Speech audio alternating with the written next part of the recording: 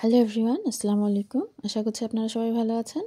দেশ ও দেশের বাইরে যে যেখান থেকে আমার আজকের ভিডিওটি দেখছেন, আপনাদের সবাইকে জানাই অনেক অনেক প্রীতি, শুভেচ্ছা, অভিনন্দন। তো শুরু করা যাক। আজ আমি সার্দিন মাছ ভুনা করব, তো সেই রেসিপিটি আপনাদের সঙ্গে শেয়ার করছি।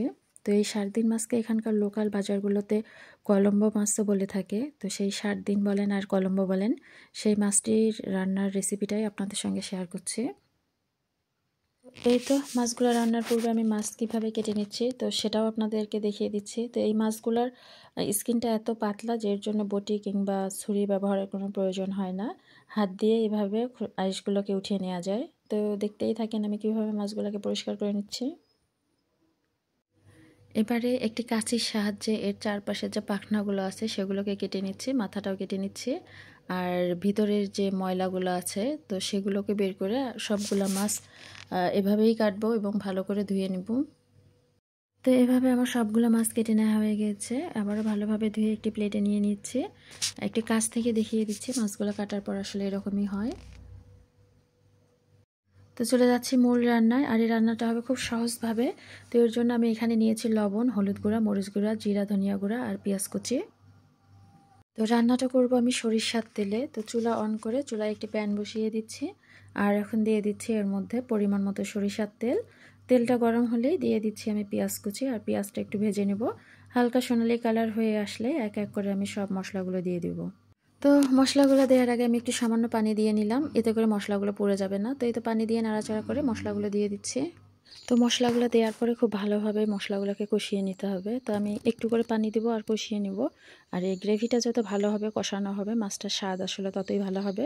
তো আমি এর জন্য বেশ কিছুটা সময় নিয়ে এই মশলাগুলোকে একটু ভুনিয়ে নিলাম। তো ঢাকনা দিয়ে কিছুক্ষণ রান্না করে নিব। আর মশলা থেকে দেখতেই পাচ্ছেন যে তেল ছেড়ে দিয়েছে। তো এখন আমি মাছগুলোকে দিয়ে দিব আর একটু ভালোভাবে নাড়াচাড়া করে নিব। আর এভাবে মাছগুলো দিলে হয় কি যে মশলা, লবণ, ঝাল যা আছে মাছের মধ্যে খুব ভালোভাবে চলে যায়। তো এই জন্য আমি মাছগুলো দিয়ে কিছুটা সময় নেড়ে চেড়ে নেব। তো মাছগুলো দেওয়ার পরে আমি 5 থেকে 6 মিনিটের মতো এভাবে কষিয়ে নিচ্ছি। আর এখন দিয়ে দিচ্ছি আমি গরম পানি। আর এই পানিটা দিব, আর এই পানি দিয়ে সিদ্ধ হবে এবং এটাই ঝোলের জন্য থেকে যাবে আর কি। তো আপনারা আপনাদের পছন্দ মতো ঝোল রাখতে পারেন। তো এই তো গরম পানি দিয়ে দিলাম। আর এখন দিয়ে দিচ্ছি কিছুটা কাঁচামরিচ দিয়ে ঢেকে দিচ্ছি। আর 18 থেকে 20 মিনিটের মতো এটিকে রান্না করে নেব। আর মাঝে 2-3 বার নাড়াচাড়া করে দিতে হবে আর কি। কয়েকদিন আগে আমি ডাক্তারের কাছে গিয়েছিলাম। তো ডাক্তার আমাকে বলল সামুদ্রিক মাছ খাওয়ার কথা। তো এজন্যই আর কি সামুদ্রিক মাছের প্রতি এখন আমার বেশি ঝোঁক মানে পড়ে গেছে। তো যদিও বা খুব বেশি আইটেম পাচ্ছি না, 2-1টা আইটেম।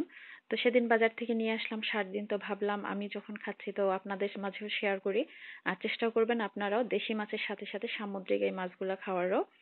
তো যাই হোক, এই তো আমার রান্না প্রায় শেষের দিকে। এখন নামিয়ে নিচ্ছি আমি। আর ঝোলটা আপনারা আপনাদের পছন্দ মতো করে নেবেন। তো আমি পরিবেশন পাত্রে নামিয়ে নিচ্ছি। আশা করছি আমার আজকের রেসিপিটি আপনাদের ভালো লেগেছে। এতক্ষণ যারা আমার সাথে ছিলেন এতটা সময় জুড়ে, তো আপনাদেরকে জানাই অসংখ্য অসংখ্য ধন্যবাদ। সবাই ভালো থাকবেন, সুস্থ থাকবেন, সুন্দর থাকবেন। আমার জন্য দোয়া করবেন। আগামী রেসিপি দেখার আমন্ত্রণ জানিয়ে বিদায় নিচ্ছি। আসসালামু আলাইকুম, আল্লাহ হাফেজ।